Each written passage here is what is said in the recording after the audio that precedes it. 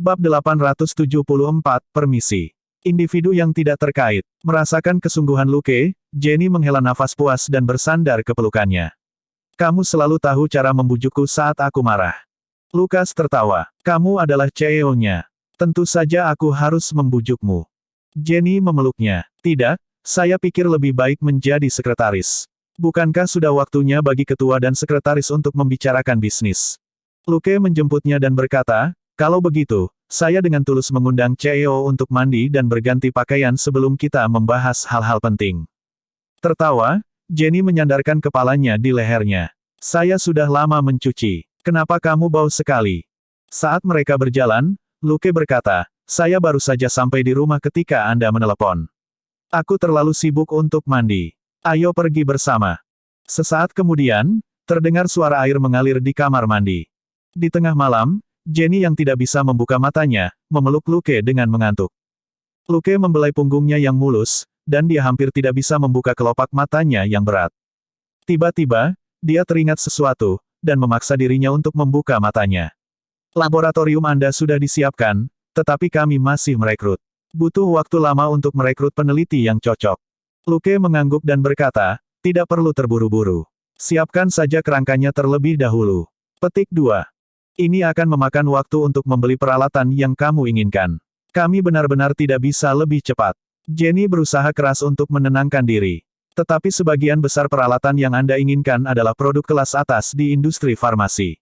Apakah Anda yakin tentang perusahaan kami melangkah ke bisnis itu? Luke berkata, itu tidak ada hubungannya dengan perusahaan telepon seluler. Ini hanya penelitian pribadi saya. Bahkan jika Anda tertarik untuk membuka cabang, itu akan terjadi bertahun-tahun kemudian. Fokus saja pada perusahaan ponsel. Keraguannya terjawab, Jenny akhirnya berhenti memaksakan dirinya untuk tetap terjaga dan tertidur lelap. Luke, di sisi lain, sangat bersemangat. Dia membuka matanya dan melihat ke langit malam, hatinya terbakar ketika dia memikirkan laboratorium yang akan segera selesai. Laboratorium itu tidak atas nama perusahaan telepon seluler, tetapi di bawah Cosmic Cube Technology. Dimulai dengan laboratorium ini, Cosmic Cube Technology akan menjadi perusahaan riset sejati, dan bukan cangkang kosong seperti sebelumnya. Perusahaan riset dapat membeli peralatan dan bahan mentah melalui jalur reguler. Itu sangat normal bagi perusahaan untuk membeli barang-barang ini. Jika Luke membelinya dengan nama pribadinya, dia akan menarik terlalu banyak perhatian. Meskipun dia masih menjadi inti dari penelitian perusahaan, para peneliti yang dia pekerjakan bisa menutupinya. Bahkan Selina tahu bahwa dia sudah lama berpikir untuk mendirikan laboratorium, dan baru sekarang menjadi kenyataan. Dia telah menunggu terlalu lama untuk hari ini.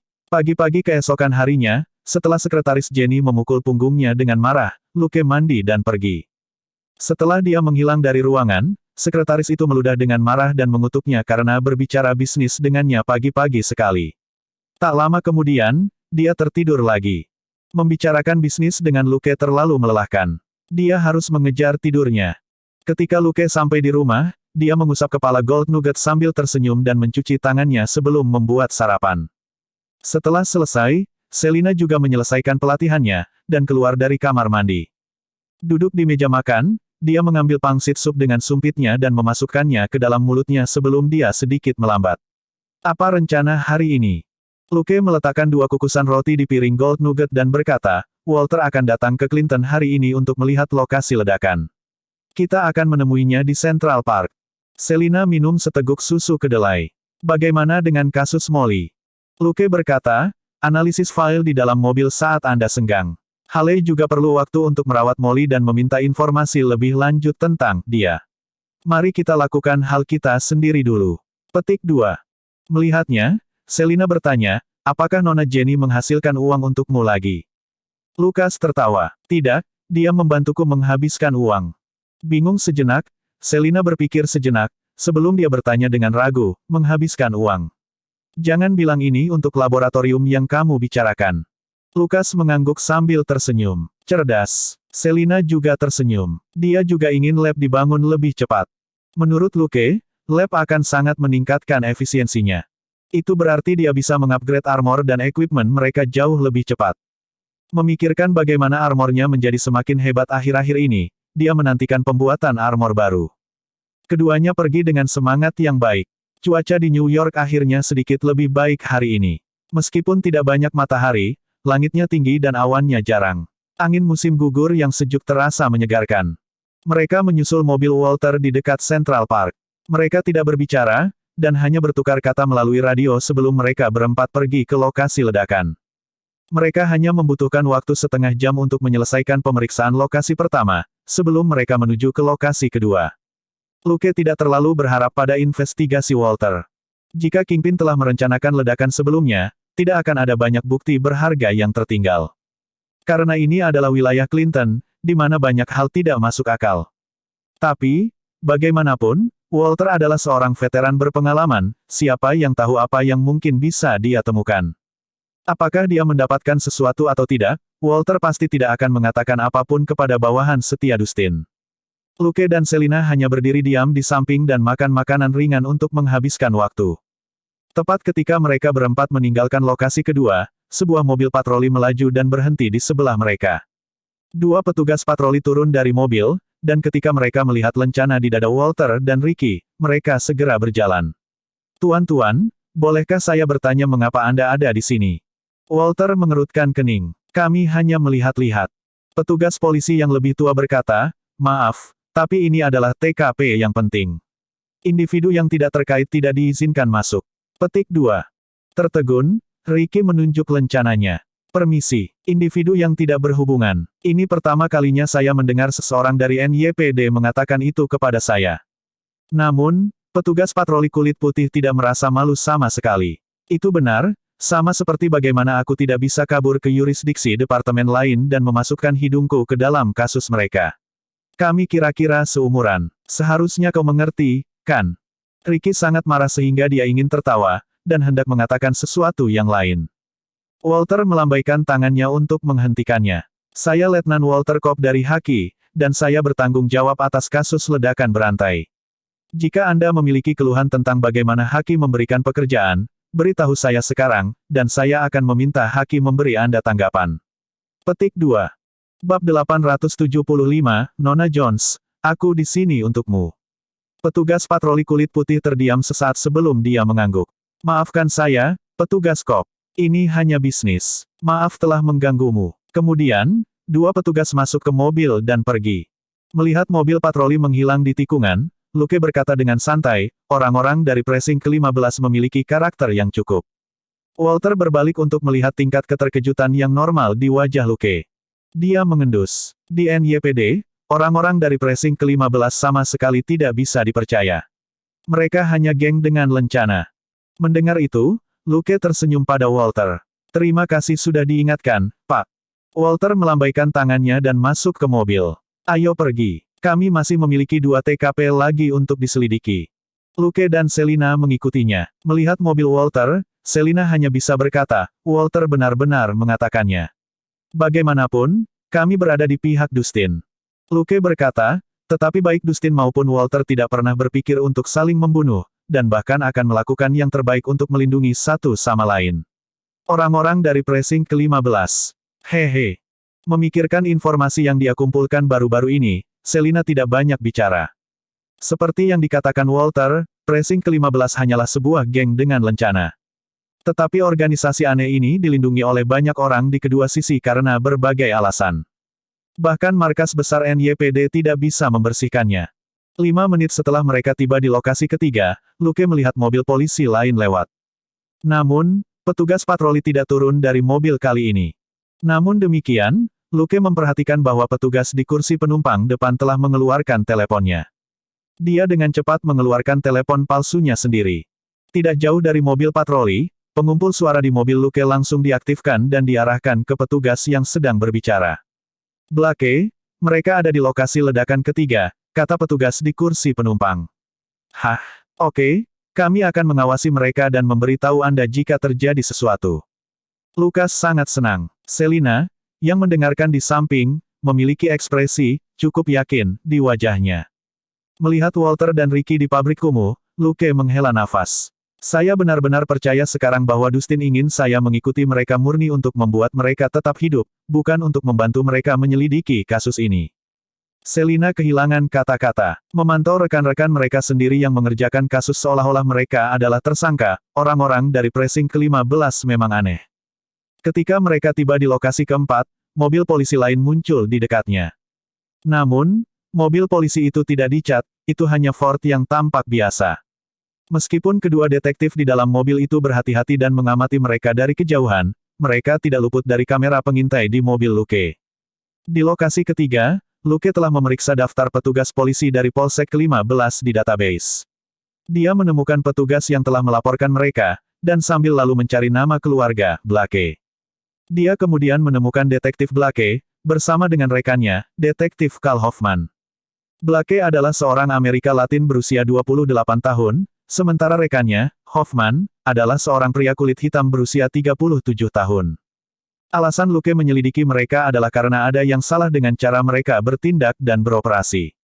Sangat mungkin bahwa mereka adalah garda depan Kingpin di kepolisian. Sudah menjadi rahasia umum di NYPD bahwa tidak ada petugas polisi yang baik di precinct ke-15. Yang benar adalah bahwa di antara 100 atau lebih petugas polisi di precinct ke-15, masih ada beberapa petugas yang lebih cakap. Sebagian besar yang disebut polisi jahat adalah individu biasa-biasa saja yang secara membabi buta mengikuti arus. Orang-orang ini bahkan tidak cukup berdedikasi sebagai polisi jahat. Mereka benar-benar tipe idiot yang hanya bisa makan kotoran. Ikan kecil seperti ini yang hanya bisa menjalankan tugas tidak banyak berguna bagi Luke. Dia harus mengunci petugas polisi yang lebih mampu untuk mendapatkan kesempatan yang lebih baik dalam mencari tahu lebih banyak tentang Kingpin. Detektif Blake dan Detektif Hoffman, yang diam-diam datang untuk memantau rekan-rekan hakim mereka, jelas merupakan orang-orang yang cakap. Luke dengan tegas memasukkan nama mereka ke dalam ingatan. Setelah memeriksa lokasi keempat, Luke mengikuti Walter kembali ke markas. Di tempat parkir bawah tanah, Luke memberitahu Walter dan Ricky tentang menemukan Blake dan Hoffman mengawasi mereka. Kedua pria itu sama sekali tidak terkejut. Mereka hanya mengangguk dan mengatakan bahwa mereka mengerti. Luke dan Selina tidak mengikuti mereka ke dalam. Setelah mengirim Walter dan Ricky kembali ke kantor polisi, mereka dapat dianggap telah menyelesaikan tugas mereka. Mereka masih punya sedikit waktu tersisa, jadi mereka makan siang terlambat. Saat mereka sedang menikmati makan siang di tepi sungai, telepon Luke berdering. Dia mengangkatnya, dan nada Christine yang tergesa-gesa dan rendah terdengar. Detektif swasta bernama Jessica itu ada di sini lagi. Saya tidak tahu apa yang dia katakan kepada keluarga Molly, tetapi orang tuanya bersiap untuk membawanya pulang. Saya pikir Anda harus tahu tentang ini. Petik 2. Luke berkata, terima kasih, Christine. Aku akan segera ke sana. 15 menit kemudian, ketika Luke dan Selina tiba di bangsal, Christine sedang berbicara dengan detektif swasta bernama Jessica. Aku tidak mencegah Molly pergi, tapi mereka bisa menunggu sampai kedua detektif itu datang dan memberi tahu mereka. Tidak ada gunanya bahkan jika mereka datang. Mereka tidak tahu bahaya apa yang mereka hadapi, kata Jessica tidak sabar. Mereka tidak bisa melindungi diri mereka sendiri atau Molly. Percayalah, sebaiknya keluarga Molly meninggalkan New York. Sebaiknya Anda berpura-pura tidak pernah melihat keluarga ini, sehingga Anda tidak akan terlibat. Petik 2. Luke mempercepat langkahnya. Nona Jones, kita bertemu lagi. Saat Jessica melihatnya dan Selina, wajahnya menjadi gelap. Detektif, Molly bukan penjahat. Dia berhak pulang. Luke mengangkat tangannya, menunjukkan bahwa Christine tidak boleh berdebat dengan Jessica, sebelum dia berkata, kamu benar. Kami di sini bukan untuk menahannya. Sebenarnya, aku di sini untukmu. Petik 2. Baik Jessica maupun Christine sama-sama bingung. Apa? Luke berkata, masalah Molly sudah selesai. Secara alami, orang tuanya akan memutuskan di mana dia harus memulihkan diri. Kami tidak akan memaksanya untuk tinggal di New York hanya karena itu nyaman bagi kami, tapi... Dia berhenti sejenak sebelum melanjutkan, Nona Jones, Anda telah berada di New York selama ini dan telah lama terlibat dalam kasus ini. Untuk menemukan penjahatnya, Anda harus bisa bekerja sama dengan kami. Lagi pula, sepertinya Anda tahu sesuatu tentang Kilgrave. Bab 876, Hadiah karena menjadi orang baik. Wajah Jessica berubah, dan matanya berkedip antara kecemasan dan ketakutan. Luke hanya menunggu. Jessica terdiam selama lebih dari 10 detik sebelum akhirnya dia berkata, tidak, saya tidak tahu apa-apa.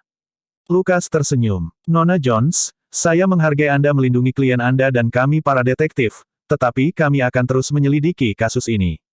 Jika Anda benar-benar ingin kami menghindari bahaya, mengapa Anda tidak memberitahu kami apa yang Anda ketahui tentang dia? Molly mungkin bukan korban pertama, dan Anda tidak ingin korban lain muncul, bukan? Setelah lama terdiam, Jessica akhirnya menggelengkan kepalanya. Saya tidak tahu apa-apa. Aku tidak bisa membantumu. Senyum di wajah Luke tidak berubah. Dia hanya mengangguk dan berkata, baiklah, itu saja untuk saat ini. Dia memandang Christine dan bertanya, bagaimana dengan Richard dan keluarganya? Christine berkata, mereka pergi untuk menangani prosedur pemulangan. Luke berkata, saat ini Anda sedang bekerja, kami tidak akan menahan Anda. Serahkan saja ini pada kami. Melihat wajahnya yang tenang, Christine ingat apa yang dikatakan temannya Haley. Setelah ragu-ragu sebentar, dia memutuskan untuk mempercayai Luke. Yang benar adalah bahwa dia tidak punya pilihan selain mempercayainya. Bahkan dokter yang merawat tidak bisa menolak keluarnya Molly. Lagi pula, Molly bukan pasien kritis. Dalam situasi seperti ini, rumah sakit tidak berhak atau berkewajiban untuk mengganggu pemulangan pasien. Christine hanya tidak ingin melihat Molly pergi dengan begitu banyak trauma. Pikiran itu melintas di benaknya, tetapi dia hanya berkata, baiklah, terima kasih. Setelah perawat pergi, Luke dan Selina berdiri di pintu bangsal dan masing-masing mengisap permen lollipop coklat.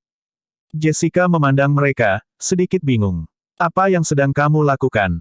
Luke berkata, aku menunggu Richard. Melihat wajah Jessica, dia berkata dengan santai, jangan khawatir, Nona Jones, saya di sini bukan untuk membujuk mereka. Kamu benar. Tinggal di New York benar-benar tidak akan ada gunanya bagi mereka kecuali meningkatkan kemungkinan bertemu orang gila itu lagi. Petik 2. Jessica curiga. Ini bukan pertama kalinya dia berurusan dengan polisi. Menggunakan korban sebagai umpan adalah salah satu cara paling umum bagi polisi untuk menangkap tersangka dengan korban. Tetapi ketika dia melihat Luke, dia tidak benar-benar ingin menerimanya. Karena temperamen dan profesinya, dia tidak pernah memiliki hubungan yang baik dengan polisi. Tetapi dia memiliki kesan yang baik tentang Luke dan Selina. Jika dua perwira polisi muda bersedia menyelidiki sebuah kasus ketika tampaknya tidak ada untungnya bagi mereka, itu hanya dapat diasumsikan bahwa mereka memiliki sikap profesional. Seorang petugas polisi yang berdedikasi lebih terhormat daripada yang kotor. Setelah 10 menit, Richard kembali setelah Molly dipulangkan. Melihat Luke, dia ragu-ragu, tetapi masih menyapanya. Melihat ekspresinya yang tidak nyaman, Luke menghiburnya. Richard, Anda telah memberi kami bantuan yang cukup. Bawa Molly pulang sekarang. Dia perlu memulihkan diri. Richard menjabat tangannya. Saya minta maaf. Terima kasih. Dia meminta maaf karena dia sangat mendukung Luke sebelumnya, tetapi sekarang dia melarikan diri. Dia bersyukur atas semua yang telah dilakukan Luke. Luke menepuk bahunya dan berkata, ayo pergi. Kami akan mengantarmu keluar kota. Richard buru-buru menggelengkan kepalanya. Tidak, tidak apa-apa. Luke berkata, setidaknya izinkan saya memastikan bahwa Anda meninggalkan New York dengan selamat, oke? Richard tersenyum pahit. Oke, terima kasih. Beberapa menit kemudian, Molly dan ibunya berjalan keluar dari bangsal, dengan jelas bersiap untuk pergi. Ketika mereka sampai di tempat parkir, Richard baru saja masuk ke mobil sebelum dia keluar lagi dan berjalan ke arah Luke. Detektif Luke, Molly mengatakan bahwa dia harus kembali ke tempatnya untuk mengambil dokumen dan barang-barang pribadinya, jadi kita perlu mengambil jalan memutar. Lucas mengangguk. Tidak masalah. Aku akan mengikutimu. Melihat Richard kembali ke mobil, Selina berkata, Molly tidak pernah menyebutkan di mana dia tinggal selama ini. Mungkin ada petunjuk penting di sana. Lucas mengangguk. Tentu saja. Jadi, hal-hal baik selalu datang kepada orang-orang baik. Selin setuju. Jika Luke kemudian mengatakan bahwa dia ingin memeriksa tempat Molly, kemungkinan besar Richard tidak akan menolak permintaan sekecil itu. Jika mereka berdua baru saja pergi, mereka mungkin melewatkan petunjuk ini. Setelah kedua mobil meninggalkan rumah sakit, Selina melihat ke kaca spion dan berkata sambil berpikir, detektif wanita juga ada di sini. Sepertinya dia mengkhawatirkan keluarga ini. Lucas mengangguk. Tidak ada yang bisa ceroboh terhadap orang gila. 20 menit kemudian, 3 mobil berhenti di luar gedung apartemen. Keluarga Molly memimpin, diikuti oleh Luke dan Selina, dan kemudian detektif swasta wanita, dan mereka pergi ke lantai 4. Setelah Molly membuka pintu dan memasuki apartemen, Luke berkata kepada Richard dengan suara rendah, kita perlu memeriksa tempat ini. Mungkin ada beberapa petunjuk. Apakah itu tidak apa-apa? Setelah ragu-ragu sebentar, Richard mengangguk. Ya, tapi kamar tidur. Lukas berkata, mengerti. Kami tidak akan menyentuh apapun secara acak di sini. Kamu bisa meminta istrimu untuk membantu Molly membersihkannya. Richard khawatir urusan pribadi Molly akan dipajang di apartemen. Molly telah dibawa pergi oleh seorang pria selama 3 bulan. Mungkin saja dia telah tinggal di sini sepanjang waktu. Dia benar-benar takut melihat sesuatu yang mengerikan, seperti foto atau video. Menerima izin dari Richard, Luke memberi isyarat kepada Selina, dan mereka berpisah. Selina pergi ke kamar tidur, tapi tidak masuk. Dia hanya melihat mereka berkemas. Dia harus memastikan bahwa mereka berdua tidak mengambil apapun yang bisa menjadi bukti. Luke, di sisi lain, berjalan di sekitar apartemen. Faktanya, bahkan jika dia tidak bergerak, hidung tajam sudah mengunci aroma pria yang agak unik. Tampaknya menjadi aroma yang lebih berat dibandingkan dengan orang biasa, tetapi tidak memiliki jenis aroma khusus yang dimiliki kebanyakan orang. Itu seperti perbedaan antara umami dan rasa lainnya. Hanya karena indera penciuman Luke yang tajam, dia menyadari anomali itu. Baunya sangat unik sehingga dia pasti bisa memastikan identitas pria itu begitu dia melihatnya lagi. Saat menganalisis aroma, matanya tidak berhenti memindai ruang tamu. Tidak ada gambar atau perangkat, termasuk telepon, kamera, atau komputer. Dia hanya lebih memperhatikan beberapa botol kopi dan anggur di ruang tamu. Ini tidak murah, paling tidak, hanya kelas menengah yang sering membeli ini. Terlebih lagi, ini adalah apartemen kelas menengah ke atas. Kilgrave itu tidak memiliki standar hidup yang rendah. Dia mungkin tidak akan tinggal di daerah kumuh yang kotor dan bobrok, yang mempersempit jangkauan pencarian Luke. Bab 877, apa yang dapat saya lakukan, Anda mungkin tidak dapat melakukannya. Ketika Richard dipanggil oleh istrinya, Luke dengan cepat memeriksa kamar mandi dan dapur. Tidak ada yang istimewa di dapur. Tidak ada barang laki-laki di kamar mandi, termasuk sikat gigi, hanya ada produk wanita dan satu set pakaian dalam dikait. Luke baru saja mengetahui 1 atau 2 hal tentang pakaian ini belum lama ini, dan segera menyadari bahwa itu dari koleksi terbaru ide Sarieri, yang sama dengan apa yang dikenakan Molly saat dia ditemukan. Kesamaan mereka adalah bahwa mereka tipis, transparan, dan berpola. Mereka lebih mie, yang sangat cocok dengan tujuan mereka. Pakaian itu sendiri tidak berharga, tetapi informasi yang mereka ungkapkan layak untuk diselidiki. Orang gila itu suka membuat korbannya memakai pakaian dalam yang mewah. Saat Luke merenung, dia meninggalkan kamar mandi.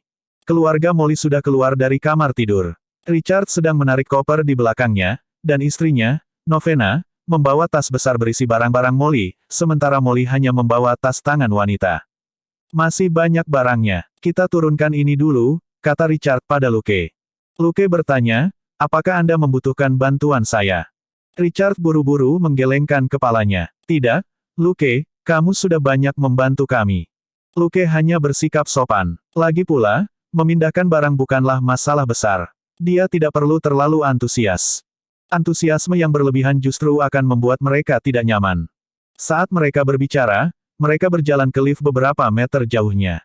Pada saat itu, Luke berdiri di samping pintu lift, dan Jessica berdiri di sampingnya dengan kepala menunduk. Molly dan ibunya, Novena, berdiri bersama, tetapi Novena memeluk putrinya dan mengamati ekspresinya. Richard ingin menekan tombol lift. Dia memegang koper di satu tangan dan tas kerjanya sendiri di tangan lain, dan gerakannya canggung. Molly melangkah maju dan mengambil tas kerja dari bawah lengannya. Aku akan menyimpan ini untukmu, ayah. Richard tersenyum pada putrinya. Malaikat kecilnya selalu begitu perhatian dan bijaksana. Bahkan setelah apa yang terjadi padanya, dia masih mencintainya. Betapa bagusnya. Sesaat kemudian, pintu lift terbuka, dan mereka bertiga masuk. Richard menekan tombol untuk lantai pertama, dan pintu perlahan tertutup. Jessica yang tadinya menunduk, akhirnya mengangkat kepalanya untuk melihat wajah keluarga 3 orang itu. Dia tiba-tiba menyadari bahwa Molly, yang berdiri di ujung lift, sedang menarik tangannya dari tas Richard. Di tangannya ada sebuah revolver. Aku harus melakukannya. Molly menatap Jessica sambil tersenyum dan mengarahkan pistolnya ke Richard.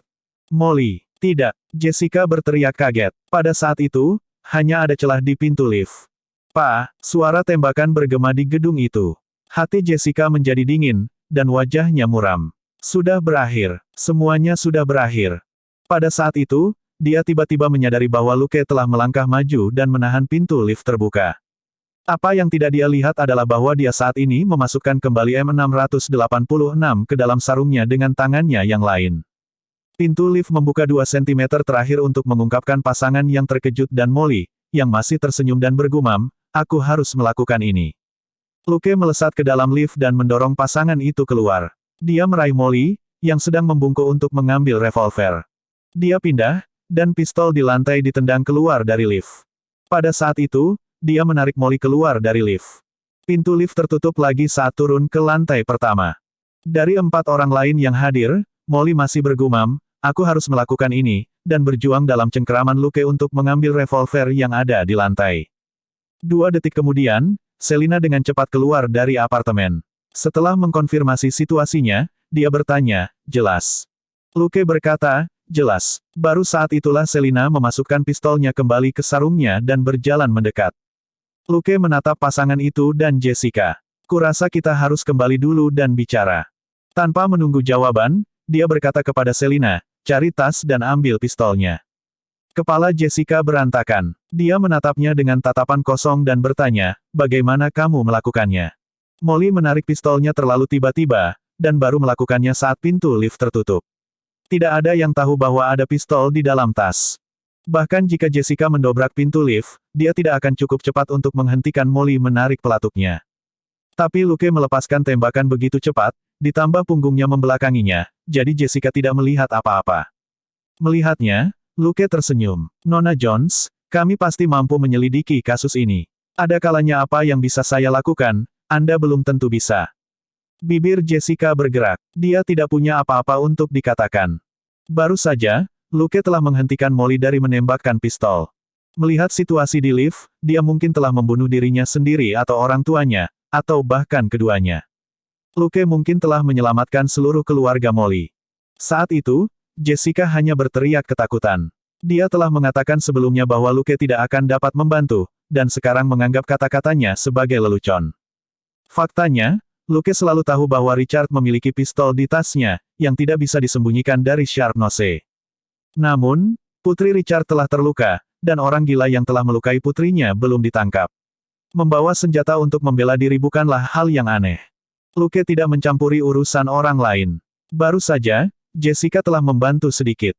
Teriakannya, Molly, jangan, telah memperingatkan Luke tentang situasinya. Bergerak ke samping dalam sekejap, dia mengunci Molly, yang menodongkan pistol ke Richard di lift.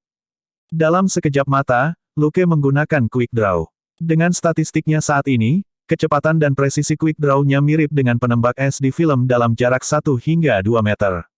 Jadi, dia menarik M68 dari bawah lengannya dan secara akurat menembak pistol di tangan Molly melalui celah 10 cm di pintu lift. Ada kalanya peluru memang lebih nyaman.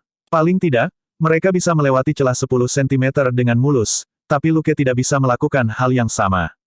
Sesaat kemudian, semua orang kembali ke apartemen. Semua orang menggigil melihat Molly, yang masih berjuang di sofa dan berkata, saya harus melakukan ini, seperti perekam. Pada saat itu, Selina menemukan sesuatu yang cocok di apartemen untuk menahan Molly.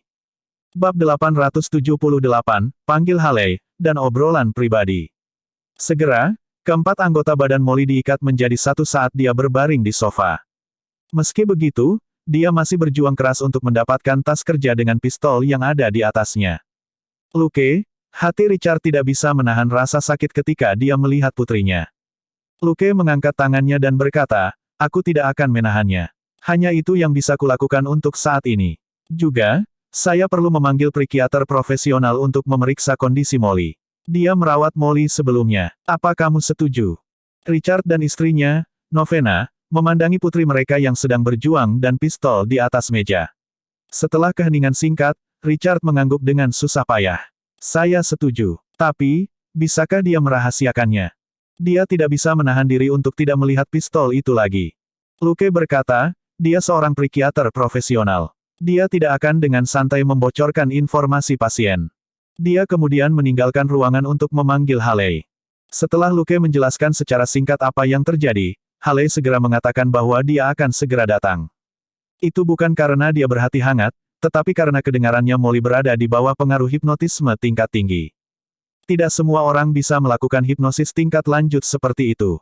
Faktanya, 99,99% psikolog belum pernah melihat hipnosis canggih seperti itu. Bagi mereka dan orang biasa, ini adalah produk imajinasi yang hanya ada di film. Haley adalah wanita yang sangat berpengetahuan dengan kemampuan luar biasa. Dia hanya mendengar hal seperti ini dari beberapa orang besar di lingkaran secara kebetulan. Sekarang, kasus nyata telah benar-benar muncul di depan matanya. Bagaimana dia bisa membiarkannya lolos dari jari-jarinya? Tepat saat dia mengenakan mantelnya dan mengambil kuncinya, suara seorang wanita datang dari belakangnya. Haley, apakah kamu tidak libur hari ini? Saat dia merapikan pakaiannya, Haley berkata dengan cepat, Margaret, aku punya kabar baik untukmu. Apakah Anda ingat detektif Luke dari Los Angeles? Dia bekerja di bawah temanmu, Elsa. Dia mencariku. Margaret tercengang. Dia ke sini dalam perjalanan kerja.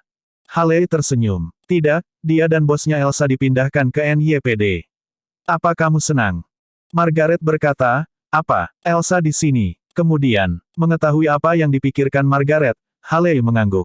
Kamu bisa berbicara dengan mereka. Mereka adalah orang-orang yang dapat dipercaya, dan mereka akan merahasiakan keberadaan Anda. Mari kita bahas ini saat aku kembali malam ini, oke? Margaret berkata, bagus sekali. Aku sudah terkurung selama berbulan-bulan. Rasanya seperti aku di penjara. Haley membuka pintu. Bukankah kamu mendapat teman baru di sekolah? Juga, berada di penjara lebih baik daripada berada di peti mati. Petik 2. Mendengar itu, Margaret menggigil, seolah takut dengan bayangan dirinya di peti mati. Dia hanya kembali ke dirinya sendiri setelah pintu ditutup. Tidak, kamu tidak bisa melihat apapun jika kamu mati. Tapi berbaring di bawah tanah sendirian benar-benar menakutkan. Dia menggigil lagi. Jangan pikirkan itu. Biarkan aku berpikir bagaimana cara mengejutkan Elsa sebagai gantinya. Setelah panggilan itu, Luke memasuki ruangan dan melambai pada Jessica. Nona Jones, silakan keluar. Jessica mengangkat kepalanya dengan bingung. Apa? Luke berkata, saya perlu berbicara dengan Anda secara pribadi. Setelah jeda singkat, Jessica berdiri dan pergi, tetapi langkahnya ragu-ragu. Berdiri di sudut di mana tangga gedung itu berada, Luke bertanya langsung padanya, apakah Anda punya sesuatu untuk dikatakan tentang apa yang baru saja terjadi? Jessica menggigit bibirnya. Apa maksudmu? Senyum di wajah Luke hilang. Dia berkata dengan acuh tak acuh, saya setuju dengan Anda sebelumnya bahwa membiarkan keluarga Molly pergi adalah pilihan yang baik, tetapi ternyata saya salah dan Anda salah. Melarikan diri tidak akan menyelesaikan masalah, dan hanya akan menyebabkan lebih banyak tragedi. Jadi, saya harus menanyakan ini kepada Anda, Nona Jones, apakah Anda punya petunjuk lain tentang Kilgrave? Bibir Jessica bergetar, dan tanpa sadar dia memeluk dirinya sendiri, seolah-olah dia kedinginan. Luke mengamati wanita muda dan cantik itu dalam diam. Dia memiliki rambut keriting, gelap, kulit putih, dan bibir merah. Dia adalah kecantikan yang akan dihargai kebanyakan orang. Dia mengenakan sweater hitam, jaket kulit hitam, syal abu-abu besar, dan celana jeans ketat. Ditambah dengan caranya yang sedikit gemetar, dia terlihat lebih menyedihkan dan bisa dengan mudah memicu keinginan pria untuk melindunginya. Luke, bagaimanapun, tidak merasakan apa-apa. Dia telah melihat banyak wanita cantik, dari bintang terkenal seperti Jennifer Perry dan Syrah, hingga wanita muda kaya seperti Jenny dan Karen Thompson, dan akhirnya hingga detektif wanita berpengalaman seperti Elizabeth dan agen Palmer. Belum lagi ada Selina yang fisik dan temperamennya terus membaik. Dia sangat tahan terhadap wanita cantik, terutama di tempat kerja. Fakta bahwa Kilgrave hampir menyebabkan tragedi keluarga tepat di bawah hidungnya membuat Luke semakin kesal. Dia tidak akan melampiaskan kemarahannya pada wanita di depannya. Dia seharusnya menjadi salah satu korban Kilgrave, tapi dia harus tahu apa yang orang gila itu lakukan. Mungkin, dia pernah melakukan hal seperti ini sebelumnya. Jessica tidak mengatakan apa-apa untuk waktu yang lama. Luke terus menekannya. Nona Jones, Anda melihat apa yang baru saja terjadi. Demi keluarga Molly, aku percaya padamu saat kau bilang kau tidak tahu apa-apa. Namun, kita semua sekarang secara pribadi mengalaminya sendiri, lebih berbahaya bagi kita jika kita tidak tahu apa-apa tentang Kilgrave. Melihat perubahan ekspresi Jessica, dia melanjutkan, aku tidak bermaksud memaksamu untuk menceritakan semuanya padaku, tapi setidaknya beritahu aku petunjuk yang ingin kamu katakan padaku. Saya tidak akan menanyakan hal lain. Jessica menundukkan kepalanya dan bersandar ke dinding di belakangnya, jari-jari kakinya tanpa sadar menggesek lantai. Sesaat kemudian, dia akhirnya berkata, Namanya Zebediah Kilgrave.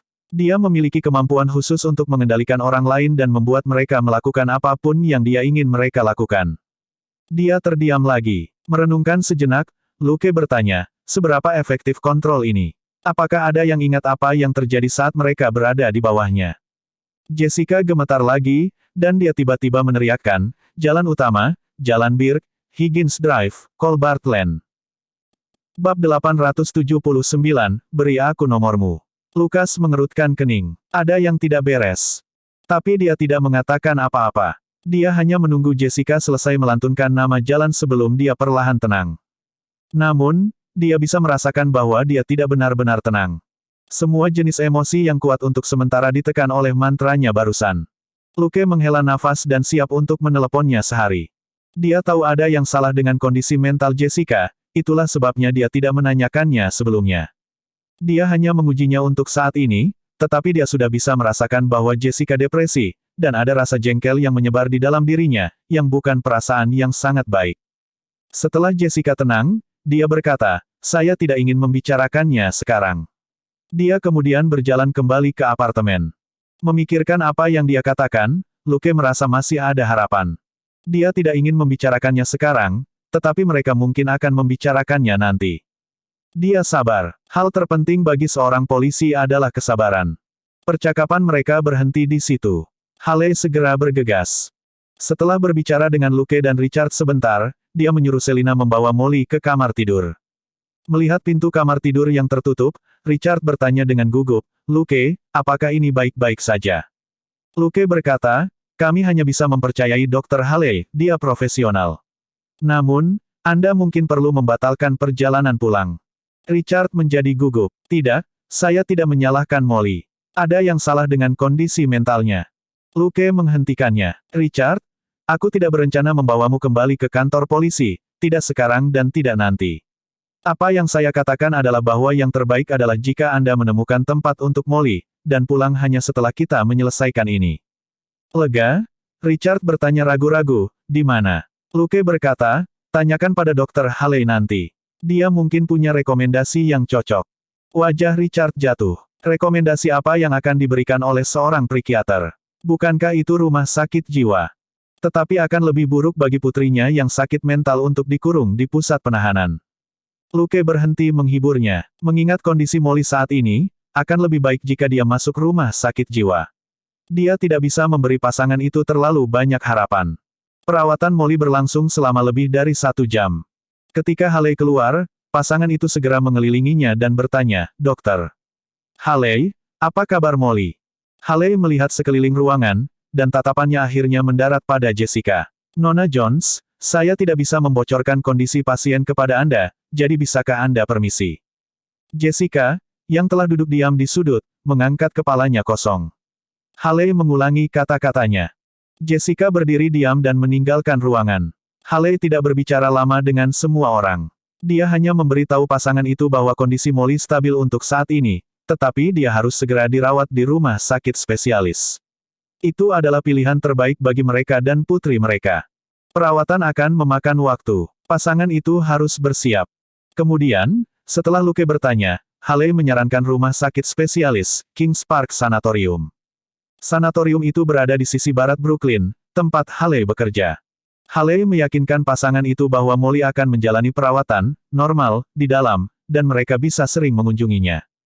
Bingung dengan apa yang terjadi hari ini, Richard dan istrinya dengan cepat menyetujui lamaran Haley.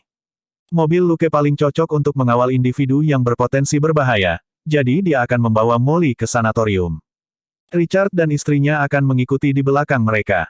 Setelah semuanya diputuskan, semua orang pergi. Kali ini, Luke dan Selina membantu membawa barang-barang Molly ke bawah dan memasukkannya ke dalam mobil pasangan itu. Saat mereka pergi, Jessica tiba-tiba berlari mengejar Luke. Berikan saya nomormu. Saat dia berjalan dengan Molly, Luke memberinya kartu namanya. Saya harap Anda tidak membuat saya menunggu terlalu lama, Nona Jones. Jessica tidak menjawab. Dia memasukkan kartu nama itu ke dalam sakunya dan bergegas pergi. Haley, yang mengikuti di belakang Luke, mengamati pemandangan itu dengan penuh minat. Dia pasti tidak berpikir Jessica tertarik pada Luke, kemungkinan besar dia memiliki sesuatu untuk didiskusikan dengannya secara pribadi. Dia juga tertarik pada Jessica. Namun, dia fokus pada Molly, dan tidak terburu-buru untuk mendekati Jessica. Setengah jam kemudian, Luke mengamati sanatorium di tepi laut. Lingkungannya sepertinya cukup bagus, tidak seperti yang ada di film horor. Berjalan di pantai bersamanya, Selina berkata dengan santai, "Kamu tidak menonton film horor. Bagaimana Anda tahu seperti apa mereka?" Petik 2. Lukas memutar matanya. "Saya melihat karya terkenal Jennifer Perry di sekolah menengah. Saat itu, dia dikenal sebagai Scream Queen. Apakah Anda berani mengatakan itu bukan film horor?" Selina kehilangan kata-kata. Film itu berisi 3 bahan klasik untuk film horor: malam tiba, seorang pembunuh bertopeng, dan Jennifer yang histeris dan cantik dengan piyama basah. Bagaimana mungkin itu bukan film horor? Dia hanya bisa mengubah topik pembicaraan. Bagaimana kita menemukan Kilgrave itu? Dari cara dia memberikan Molly dan menanamkan saran, bunuh orang lain atau bunuh diri, kurasa dia tidak peduli lagi dengan mainan yang ditinggalkan ini. Lukas menghela napas. Haley mengatakan bahwa dia tidak memerintahkan Molly untuk diam sebelumnya karena kesombongannya. Sekarang, sepertinya dia hanya ingin Molly membungkam dirinya sendiri. Jika dia tidak ada di sana, akan sulit untuk mengatakan apakah 1 atau 3 orang akan mati di dalam lift. Mari kita cari kamera pengintai di sekitar apartemen Molly nanti dan lihat apakah kita bisa menemukan petunjuk tentang Kilgrave, katanya. Setelah mengobrol sebentar, seseorang berjalan keluar dari pintu samping sanatorium. "Terima kasih, Haley," kata Luke. Haley mendorong kacamata hitamnya dan menekan kunci emasnya yang sedang kacau oleh angin laut. "Ini juga kasusku, kan? Apa yang akan kamu lakukan?" Luke berkata, "Beritahu kami jika Anda mendapatkan petunjuk lagi dari Molly di Kilgrave. Kami akan fokus menyelidiki keberadaan Kilgrave, dan mencoba menyelesaikan masalah ini sesegera mungkin. Meskipun saya tidak ingin mengatakannya, mungkin tidak ada gunanya bagi kondisi Molly kecuali dia melihat pria itu mati dengan matanya sendiri." Lukas tertawa. "Saya seorang detektif. Senjata adalah keahlianku. Anda seorang dokter. Mengobati pasien adalah keahlianmu, kan?" Dia terdiam sejenak. "Itu benar. Kalau begitu, aku hanya bisa berharap semuanya berjalan baik untukmu."